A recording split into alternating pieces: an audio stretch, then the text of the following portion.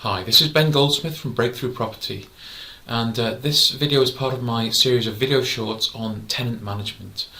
And today I want to talk about essential tenant checks. So it's really important that when you take a tenant and put them in your property, that you do proper checks, especially because of all the problems and expenses that difficult tenants can cause. We've talked in previous videos about the eviction process and how basically it can take between 6 and 9 months to go through the whole eviction process when you need to, and it can cost a lot of money, and potentially that tenant can be there for the whole period not paying rent. So it's a process that you want to avoid at all costs, and I think that one of the ways you do that is by selecting well and choosing good tenants at the very beginning. Now, letting agents checks can be really comprehensive and, to be honest with you, quite intrusive. You almost need to bare your soul to the letting agent to let them accept you as a tenant.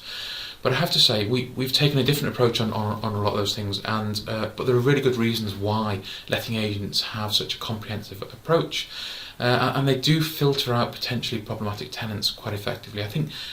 I think that letting agents go a little bit too far in that respect. But there are many parts of the process which we use, and I think any responsible landlord should use as well. Because don't forget, you're putting them in your property. You're putting them in a place where they can do a huge amount of damage if they're of a mind to do that. So you need to make sure that you're putting good tenants into the property. So in terms of the checks that we do a basic identity and credit check against every potential tenant.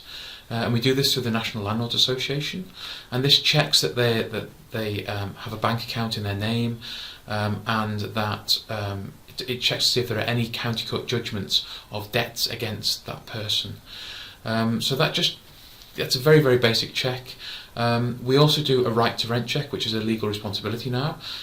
We have to see a passport from a person to make sure that they have a right to rent in the UK, and obviously anyone who is a UK national or an EU citizen at the moment has that right, so that's sufficient.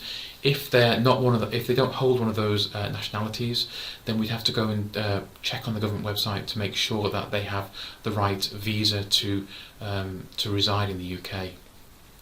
We also do proof of employment. We ask tenants to show who they're working for, and we will contact those employers to make sure that they are still employed with them, and to check what their salary is with the employer.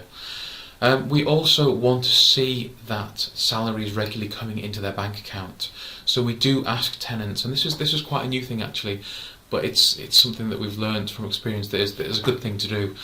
We ask for 3 months bank statements from tenants. We want to see that salaries coming in. We want to see that previous rent payments are going out satisfactorily if they were renting somewhere else. We also want to see that the account in general is in good condition.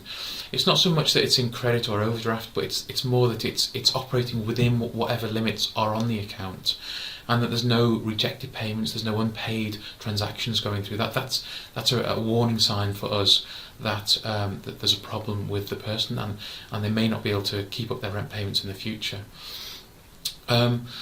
We do not tend to ask for landlord references, and I think it's because we would never do this. But if a tenant had been very difficult with a landlord, and you asked that landlord for a reference on that tenant, there's definitely that landlord wants to get rid of the tenant, and he may be inclined to give a glowing reference on that tenant just to get rid of them.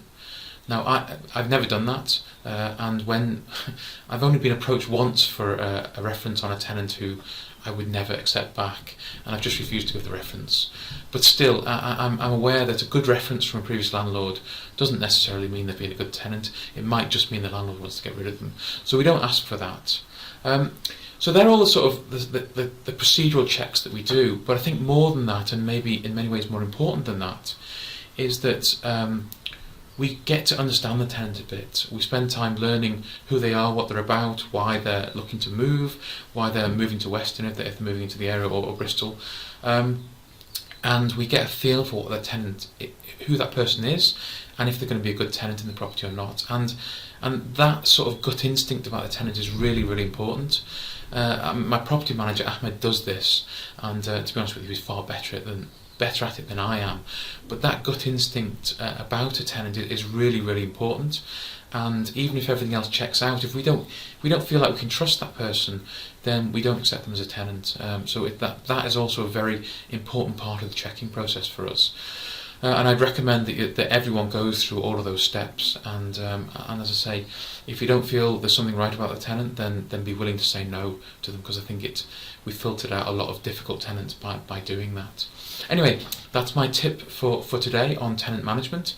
If you've got any questions on that, then please do put them on the Facebook page, Breakthrough Property Facebook page, or send me an email at ben@breakthroughproperty.co.uk. I'm always happy to answer questions on this or any other part of managing properties. So please do get in touch if you've got questions, and I look forward to hearing from you. Thank you.